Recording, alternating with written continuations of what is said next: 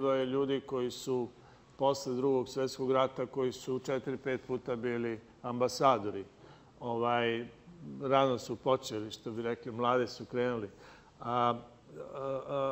Možda je bila i stabilnija neka situacija na neki način i slično.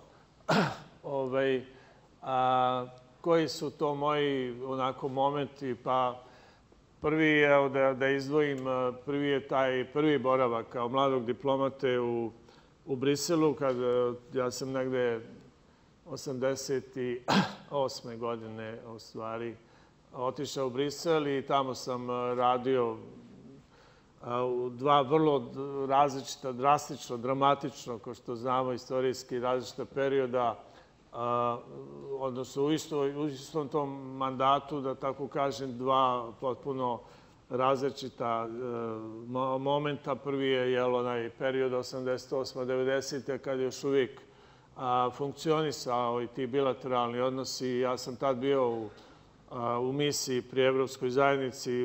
U to vreme Jugoslavija je bila nešto ranije, pre 88. jedina zemlja socijalistička koja je uopšte imala predstavništvo diplomatsko pri Evropskoj zajednici. Tadašnji blok Sovjetskog saveza i Varšavski pakt nije ni priznavao Evropsku zajednicu kao međunarodni subjekt, tako da nisu ni imali ambasade. Ali taj period mladosti, nekog poleta, to mi je ostalo onako kao posebno zapamćeno. Imao sam takvu žarku želju da sve što pišem, da to bude onako jako, da se meni prvo dopada, onda naravno i šefovima. Ima jedan moment koji mi pada na pamet, koji se čovjek u diplomatiji svašta radite. Znači ono što je posao diplomate u stvari nema, to ja i ovim mlađim kolegama kažem, nema pravila. Znači mora da znate i da vozite auto i da ako treba da znate naravno i gde neko nešto može da pojede i popije, da govorite jezike i slično.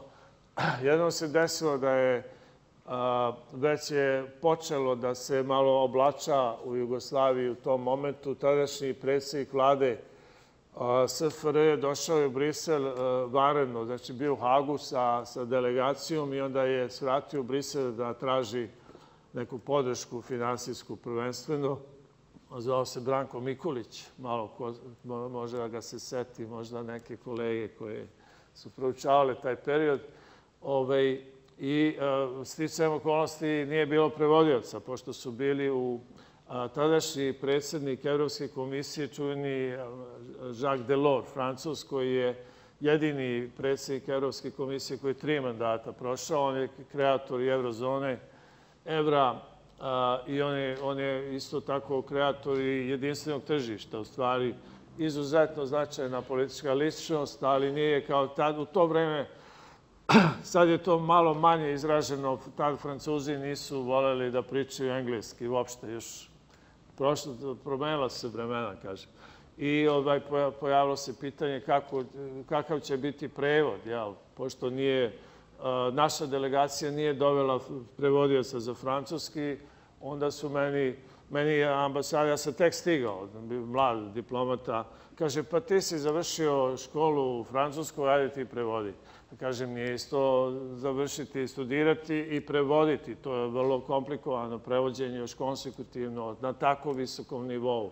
Ali da skratim, to je jako dobro prošlo što se mene tiče. Razgovor nije bio baš posebno obećavajući. Posle par meseci Mikulić je dao ostavku, uzgred rečeno, ali ja sam to dobro uradio, tako da sam bio zadovoljan svojim poslom.